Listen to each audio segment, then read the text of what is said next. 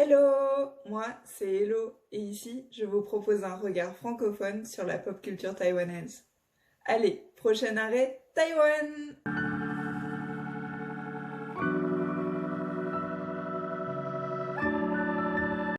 Alors aujourd'hui on se retrouve pour le premier épisode de la nouvelle série vidéo Oh là là cinéma où je vous présente des films ou des séries taïwanaises que j'ai vraiment aimées en essayant évidemment de ne pas trop vous spoiler l'histoire.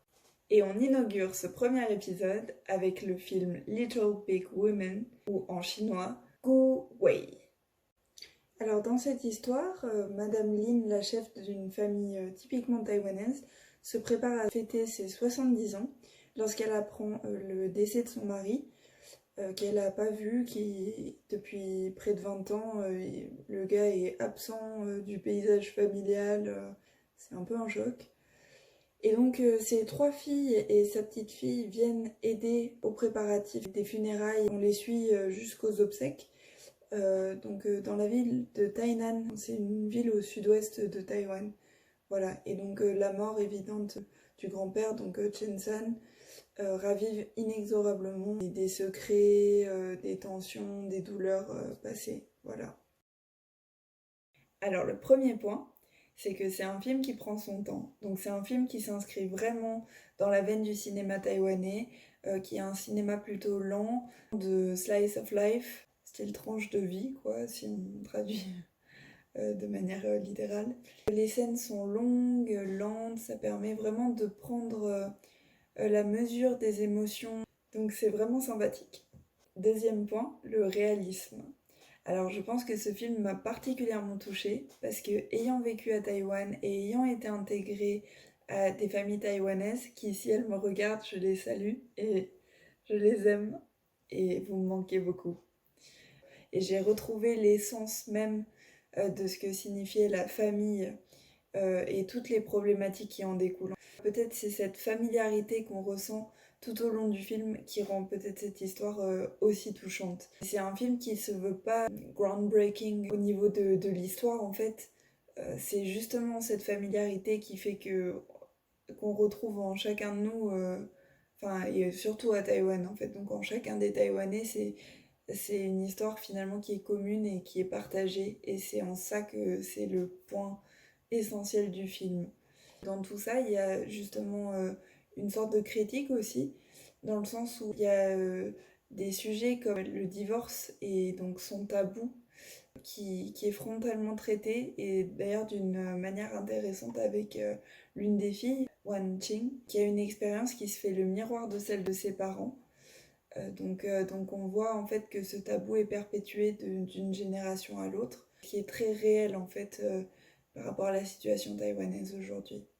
Ensuite, troisième point, le soin apporté à l'image. Donc le décor est souvent simple et familier, les paysages naturels de Taïwan, mais magnifiques, sublimes. Le travail sur la lumière, je pense qu'il faut le saluer absolument parce que c'est magnifique. J'ai adoré les scènes de nuit qui étaient pas trop jaunes parce qu'en général la lumière tire toujours vers le jaune. Et là c'est un peu plus neutre, c'est vraiment sympa de voir ces changements d'esthétique dans les films taïwanais. Voilà. Quatrième point, c'est un film qui ne juge pas. Alors, Chou n'est pas moralisateur et je pense que ça vient du fait que c'est son expérience personnelle qui parle.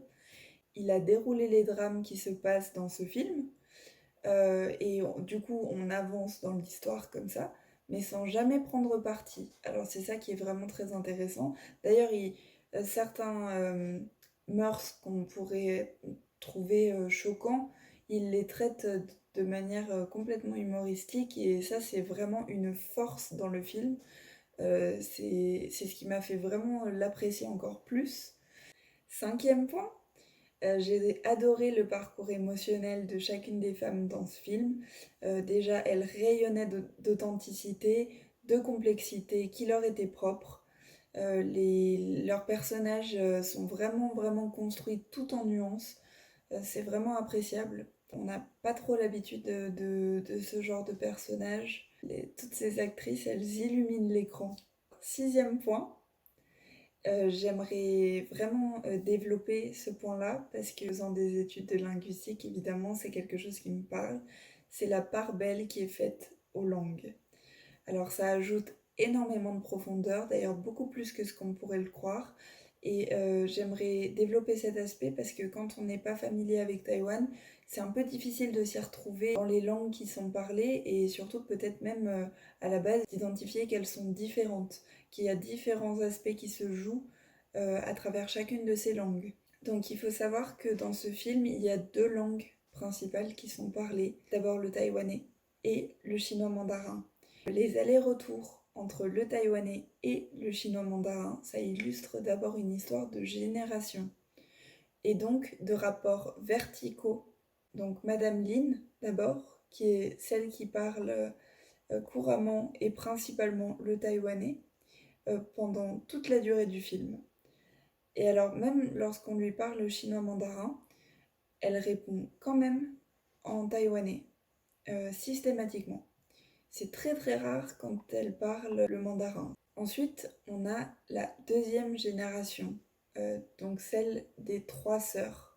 Elles parlent le taïwanais avec leur mère, mais par contre, entre elles, elles ne vont parler que chinois-mandarin. En troisième, tout en bas, il y a la petite fille. Et la petite fille, justement, elle comprend le taïwanais, mais elle ne le parle qu'à de très rares occasions dans le film. Après, il y a aussi, par rapport à ces deux langues, des rapports horizontaux.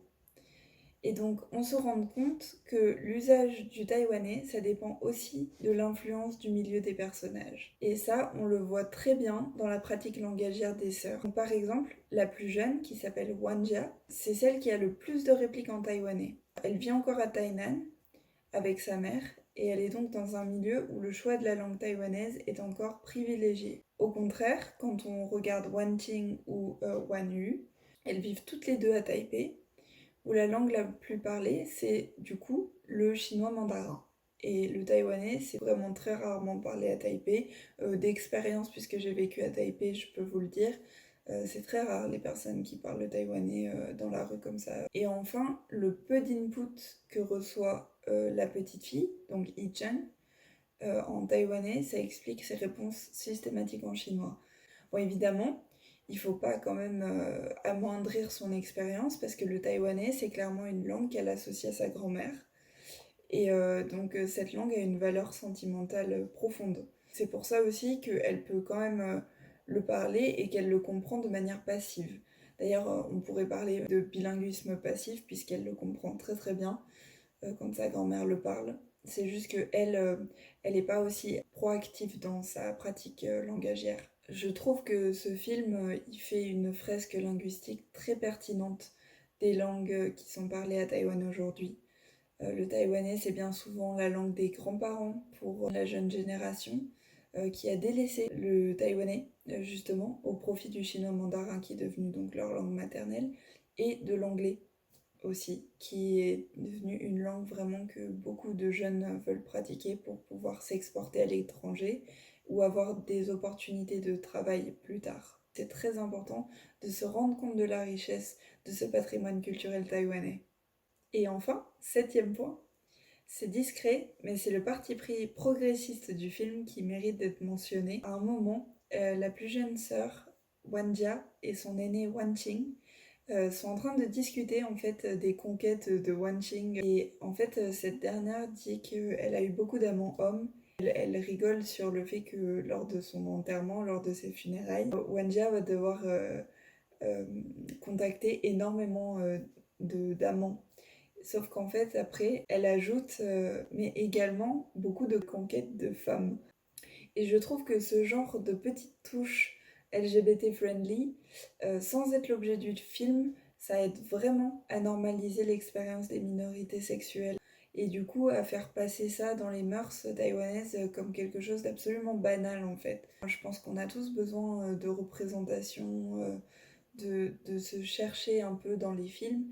Et du coup, ce film est super inclusif, puisque en fait, l'une des sœurs, donc qui est quand même un personnage principal, a une expérience LGBT. Ça pose pas le moindre problème dans le film et dans la situation. Et ça n'est pas l'objet du film.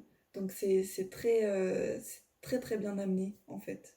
Parce qu'ils auraient pu s'en passer, se dire bah non, tout est hétéronormé, etc. Mais ils l'ont pas fait. C'est vraiment un point bonus quoi.